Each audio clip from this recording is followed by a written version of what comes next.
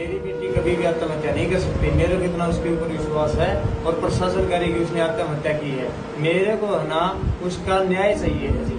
मैं उस चीज़ को नहीं मानता कि मेरी बेटी आत्महत्या कर जाएगी। और उन्होंने सारी मेडिकल टीम ने ये दिखाया कि उसने आत्महत्या की है। मैं कहता हूँ कि उसने आत्महत्या की है नहीं है।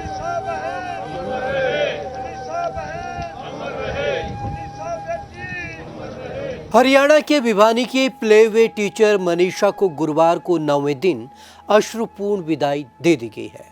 नमस्कार, मैं हूं विवेक शर्मा। पंजाब केसरी नवोदय टाइम देख रहे हैं आप। मनीषा को उनके छोटे भाई 13 वर्षीय नितेश ने मुखाग्नि दी है।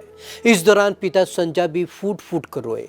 इसके बाद उनकी तबीयत बिगड़ गई, उन्हें अस्पताल ले जाना पड़ा। मनीषा अमर रहे के लगे नारे। मनीषा के शव को गुरुवार सुबह 8 बजे भिवानी के सिविल अस्पताल से सीधा गांव ढाणी लक्ष्मण के शमशान घाट लाया गया। इस दौरान काफी संख्या में ग्रामीण मनीषा को अंतिम विदाई देने के लिए पहुंचे थे। उन्होंने मनीषा अमर रहे के नारे भी लगाए। अंतिम संस्कार को लेकर गांव में पुलिस तैनात रही। सुनिए अंतिम संस्कार के बाद क्या कुछ बोले अहम लोग। सभी तथ्य सामने आएंगे और परिवार से पूरी मेरी सांत्वना देने आई हूँ मैं। और मैं खुद इस एरिया की बेटी हूँ, बहन हूँ। पूरे देश को, पूरे समाज को इस पे बहुत अफसोस है।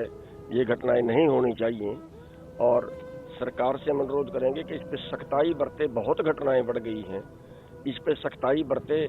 समाज को न्याय चाहिए, सरकार की रेपुटेशन का भी सवाल होता है कि हमने उनको आज अश्रुपूर्ण विदाई दे दी है। उनका अंतिम संस्कार हजारों लोगों की भीड़ में कर दिया गया है, सभी के साझी संवेदनाओं के साथ। परिवार ने सिर्फ एक बात हमसे बार बार कही है, जब हम वहाँ अंतिम संस्कार पे मौजूद थे तो परिवार की तरफ से बात यही थी कि उन्हें और कुछ नहीं चाहिए, बेटी को न्याय चाहिए। और उस बेटी को न्याय के लिए सरकार ने सबसे बड़ी एजेंसी को ये जाँच सौंप दी है।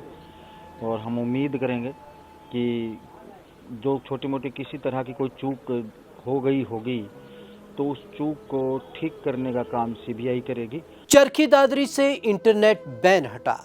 सरकार को अभी भी भिवानी में लॉ एंड ऑर्डर का मुद्दा लग रहा है, जिस वजह से भिवानी में इंटरनेट बैन को 22 अगस्त सुबह 11 बजे तक के लिए बढ़ा दिया गया है।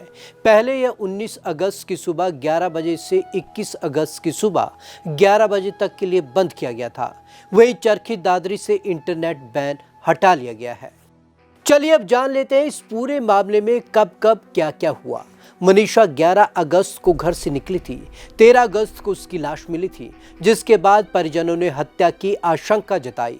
पुलिस ने मनीषा का पहला पोस्टमार्टम भिवानी के सिविल अस्पताल में कराया, मगर परिजनों ने लाश लेने से इनकार कर दिया। उन्होंने मनीषा की हत्या की आशंका जताई। उन्होंने पुलिस पर भी आरोप लगाया कि गुमशुदगी की शिकायत पर पुलिस ने कहा था बेटी घर से भाग गई, 2 दिन में आ जाएगी।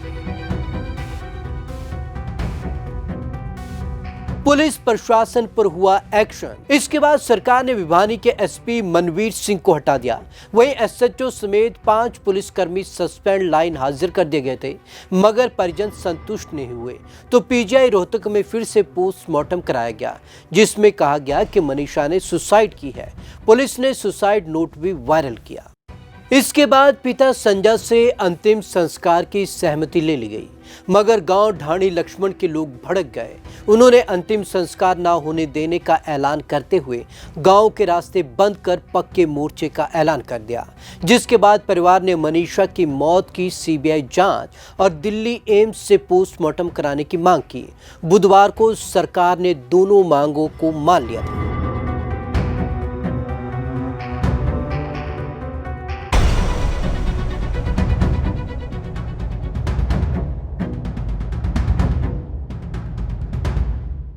सीबीआई को जांच देने का हुआ ऐलान। सीएम ने जांच सीबीआई को देने का ऐलान किया। वहीं बुधवार दोपहर बाद मनीषा का दिल्ली एम्स में तीसरी बार पोस्टमार्टम कराया गया। वहां से लाश वापस भिवानी अस्पताल लाई गई, जिसके बाद आज 21 अगस्त को मनीषा का अंतिम संस्कार कर दिया गया। 13 अगस्त को मिला शव। 13 अगस्त को मनीषा का शव श्रृंगानी गांव के पास एक नहर किनारे बाजरे के खेत में मिला। शुरुआती पोस्टमार्टम भिवानी अस्पताल में हुआ। जिसमें गला रेतकर हत्या की आशंका जताई गई और गले पर 29 mm लंबा घाव पाया गया। परिवार ने इस रिपोर्ट के बाद शव लेने से मना कर दिया और न्याय की मांग को लेकर धरने पर बैठ गया। मामले ने पकड़ा तूल। लगातार विरोध के बीच मामला राजनीतिक रंग लेने लगा। 18 अगस्त को पुलिस ने नया दावा किया कि मनीषा ने कीटनाशक खाकर आत्महत्या की है और एक सुसाइड नोट मिलने की भी बात कही। इसके बाद पीजीआई रोहतक में दोबारा पोस्टमार्टम कराया गया, जिसमें मेडिकल बोर्ड ने पेट में कीटनाशक मिलने की पुष्टि की और बलात्कार की संभावनाओं से इनकार किया। पुलिस की थ्योरी को लोगों ने किया खारिज। परिवार और ग्रामीणों ने पुलिस की इस थ्योरी को पूरी तरीके से खारिज कर दिया। उनका कहना है कि यह स्पष्ट रूप से हत्या का मामला है। लोगों की मांग थी कि जांच सीबीआई से कराई जाए और पोस्टमार्टम एम्स दिल्ली में हो। लगातार 9 दिनों तक चले बवाल और ग्रामीणों के आंदोलन के बाद सरकार ने परिवार की दोनों मांगे मान ली। तब जाकर आज सुबह मनीषा का अंतिम संस्कार हुआ है। मेरी बेटी कभी भी आत्महत्या नहीं कर सकती। मेरे को इतना उसके ऊपर विश्वास है और प्रशासन करेगी उसने आत्महत्या की है। मेरे को ना उसका न्याय चाहिए है जी। मैं उस चीज को नहीं मानता कि मेरी बेटी आत्महत्या कर देगी। और उन्होंने सारी मेडिकल टीम ने ये दिखाया कि उसने आत्महत्या की है। मैं कहता हूँ कि उसने आत्महत्या की है नहीं है। मेरे को इससे ये है कि मेरे को उस बेटी का न्याय चाहिए।